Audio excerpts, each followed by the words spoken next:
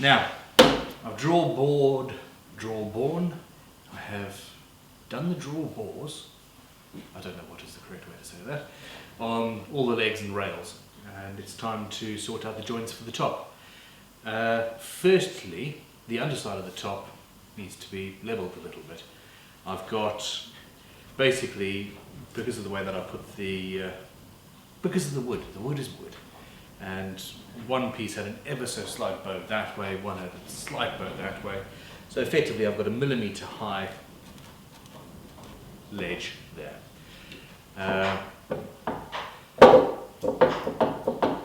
And that needs to be made flat. So, large plane. Here you can see, even with a thick bench, even with a thick, heavy top on here, this is how crap the little bench that I have been using is. And it's horrible. So, yes.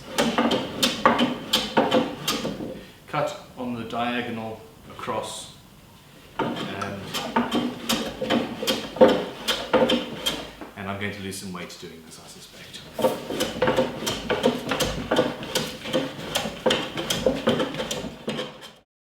I have flattened the base of the bottom side of my bench top down, roughly. It does not have to be perfect. It's actually only going to be touching the legs to 4 points anyway. And when it comes to flattening the bench on the top, that will take out any issues. So, but now I've got to the point where I need to mark out my leg joints. And yes, 6 foot bench. These are 4 foot long. So we go for a foot from the end. Mark that off. Then we're going to work everything out from there, which is going to be great. I'm getting more expansive. I've got a large space to talk in. So, yes. Anyhow, let us do the same over here. 1 foot. It does kind of disturb me that I'm talking in feet and inches now, when I grew up in a metric system and I live in a nation that is basically metric. It's very strange. Anyhow, so that is there. I'm going to use the rails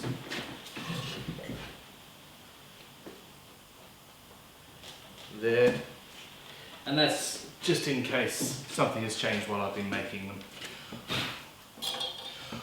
from my nominal 4 foot measurement. If you work from plans and you make one mistake at some point and don't notice, and you continue working right up until the glue up, then you have issues when you glue up.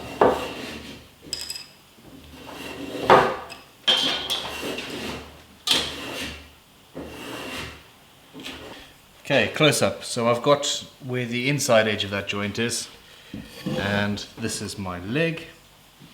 So I'm just going to use that to mark that out. Now, I also know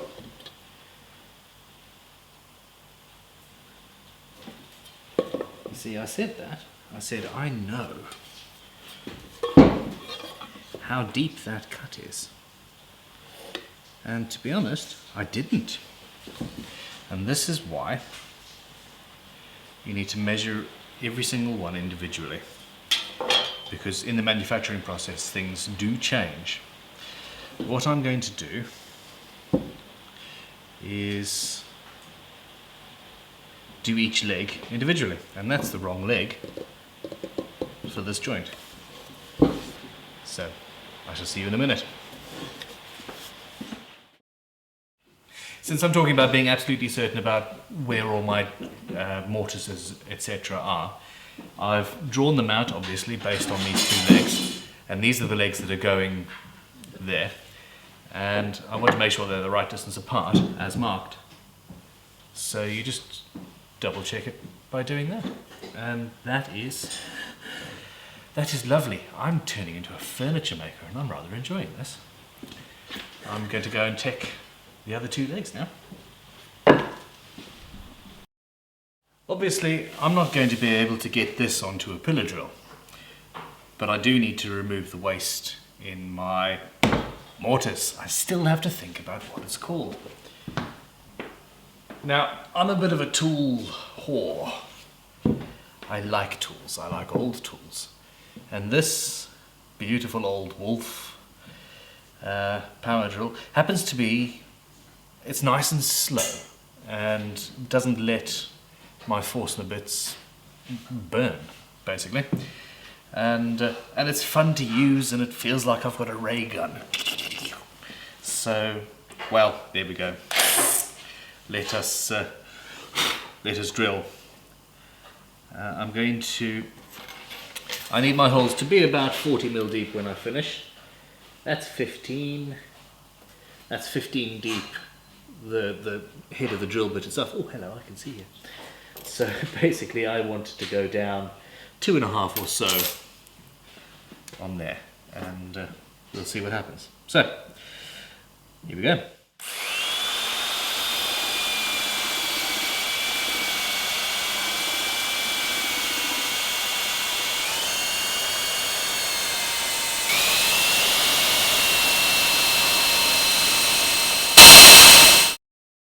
In between the rather hard work of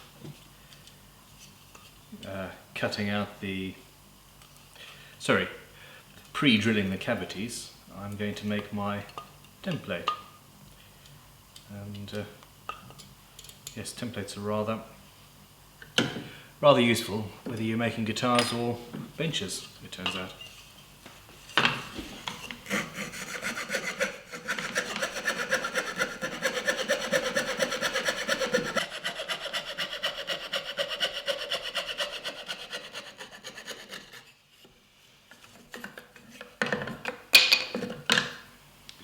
There we have it.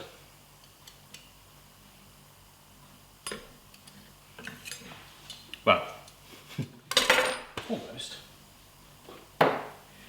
It's going to take some fettling.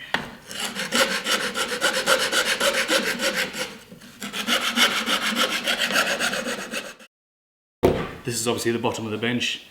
I don't have a problem screwing into it, as long as I screw into it in the correct place.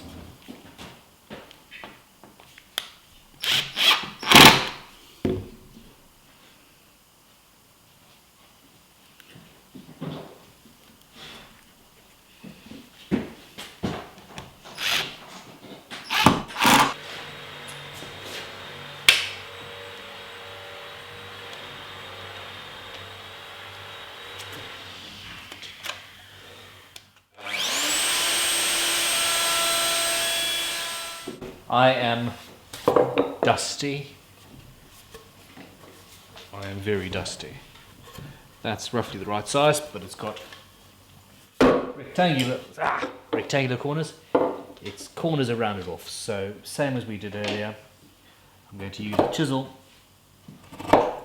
to go down and make these into square holes.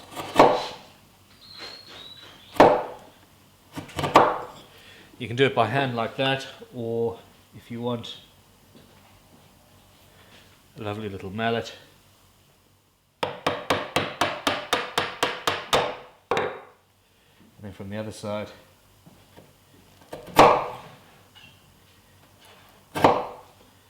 chisel that away like so.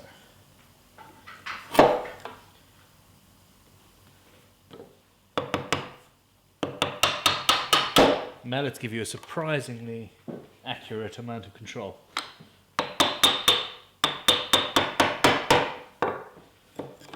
After a little bit of practice.